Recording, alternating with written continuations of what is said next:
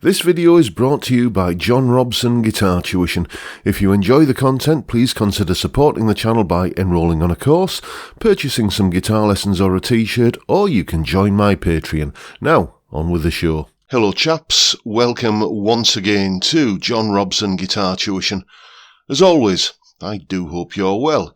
You know what's going to happen now. There's a box there. You can probably just about recognise the Andertons logo there on it. And we're going to be doing an unboxing. Just want to mention before we get any further though that the packaging is, well, the tape that Andertons have used isn't really, shall we say, that robust. It's had to be retaped up by the courier company, but hopefully everything will be as it should be inside. So cue the unboxing music. Go on, lad. Way ahead.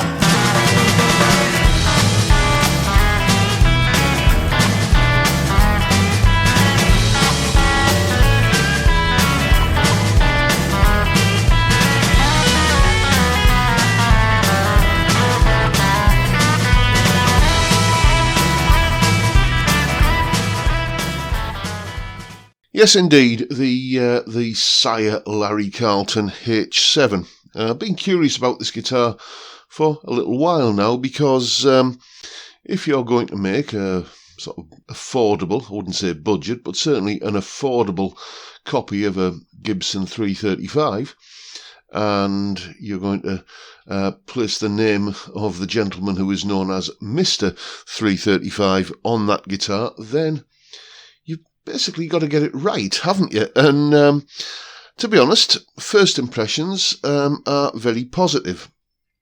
At the moment, I'm just plugged into the Sonic Twiggy Blues. That's what I use for doing all of these kind of walkthrough, talk-through videos where I'm basically playing and blethering at the same time. And this is the kind of sound that we're getting out of it. I'm on the neck pickup here, and the volume on the guitar is rolled way back, and it gives a pleasant, clean sound.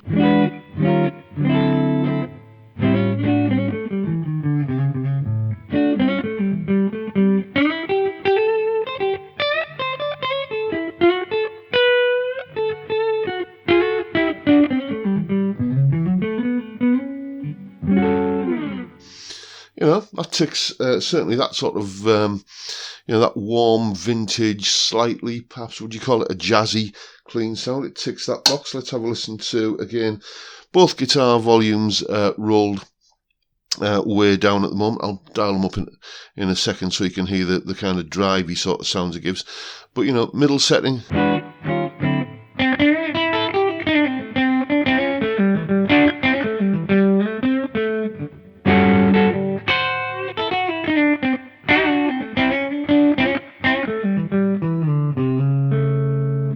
It's just got that nice little bit of fur around the edges, and then bridge pickup. Does it have that, characteristic 335 bite?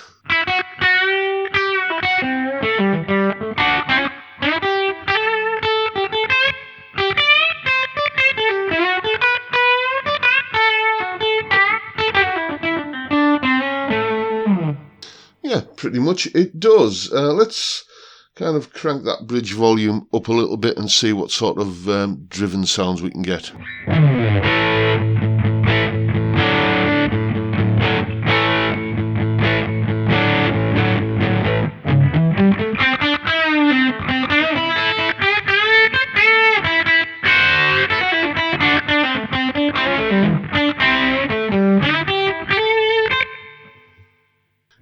It certainly is evocative of the guitar that it looks a lot like, but costs a lot more. Let's try the neck pickup with a bit more volume. So again, full volume on the neck pickup.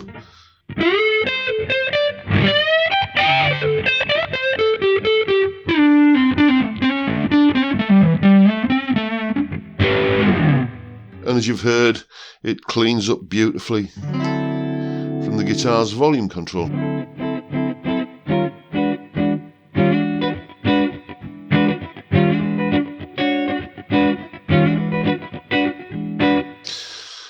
bright and warm at the same time.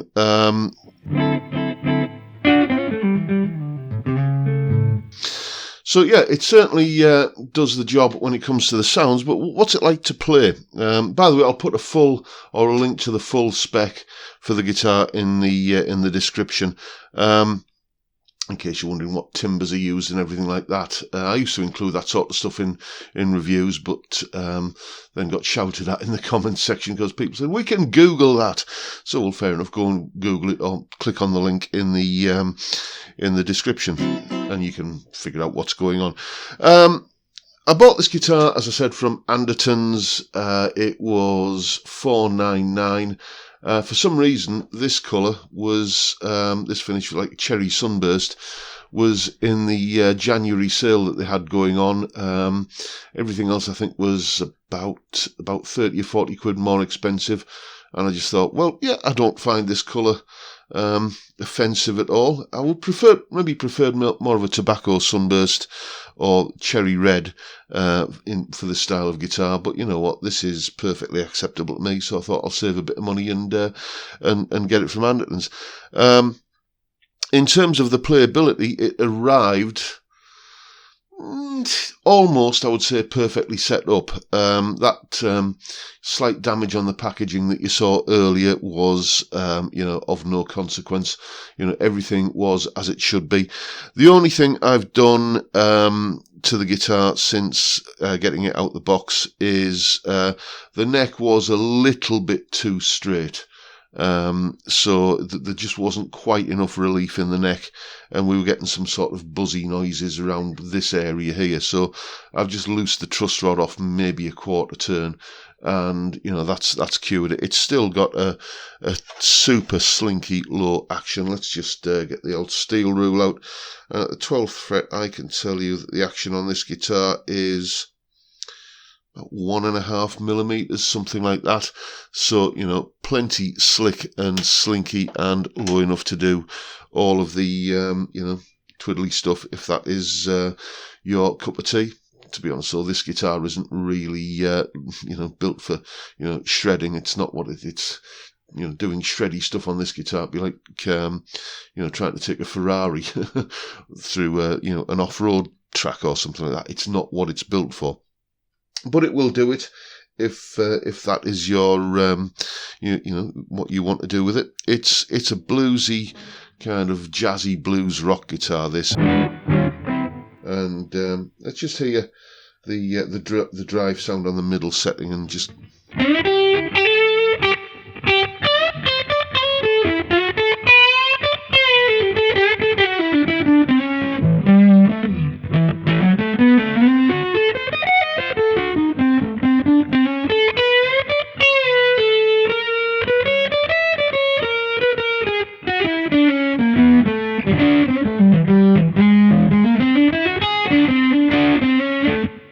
It's all those sort of fusiony licks just start kind of coming out when you're playing this. There's that characteristic thin line sweetness to the sound, whatever kind of tone you have dialed in.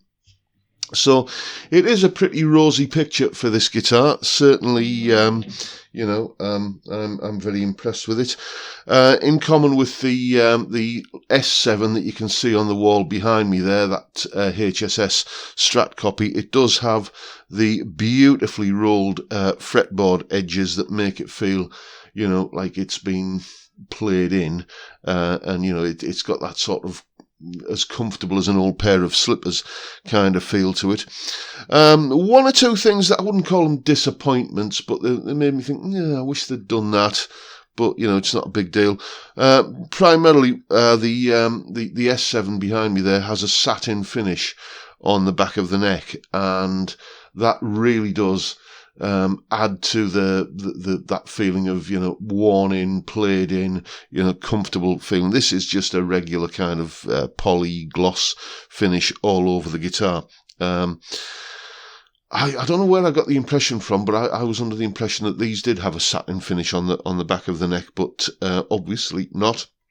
The fret ends, though, are just absolutely perfect. You know, that I should get myself a box of those nylon pop socks that Phil McKnight uses, you know, when he does the kind of the fret end test like that. You know, this would pass with flying colours. The fret ends on this guitar are just beautifully finished. As I said about the S7, when I got that, it feels like a proper boutique instrument, and to a large extent so does this. Maybe not quite as much on this guitar as the S7, but it certainly does feel like more than a £500 guitar. You wouldn't blink if you picked up this guitar and, you know, thought, well, yeah, this is about a grand's worth of guitar. It's got that sort of feel to it. The other thing that this doesn't have that the S7 has are locking tuners. I'm not sure what these are, but they'll probably be listed in the spec, but they certainly look a lot like Grover's, that sort of, you know, kidney bean shaped tuning peg there. Maybe they are, maybe they aren't. There's no branding on them or anything, but it wouldn't surprise me if they were, because they've got a nice, smooth, high ratio feel to them. People are bound to ask me what I think of this guitar compared to the Harley Benton HB35 Plus, which is a beautiful guitar, I have to say. And, well, I would say this is a better guitar, but then again, you know, there's nothing wrong with the Harley Benton. That is a great, great guitar. I don't just mean a great guitar for the money. It's a good guitar.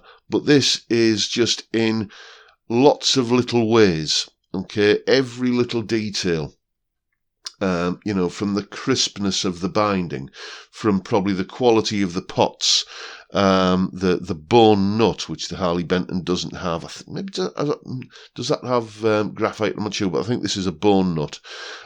Just the rolled fretboard edges, the slightly better finger, you know, fret end finishing like that. Just pick any detail on this guitar, and it's just that 10-15% better finished than on the Harley Benton. I suppose it's those kind of details that add up. But yeah, so far, very, very impressed with this Sire Larry Carlton H7. I'll be doing a full kind of video on it where I'm using it in a mix, and you can hear what it sounds like when it's got other instruments around it through some slightly better tones than coming from, let's just remind you, the Sonicake Twiggy Blues. Nice little pedal that, but you know, I'm going to be interested to see what it sounds like when it's going through, you know, some bias amp models.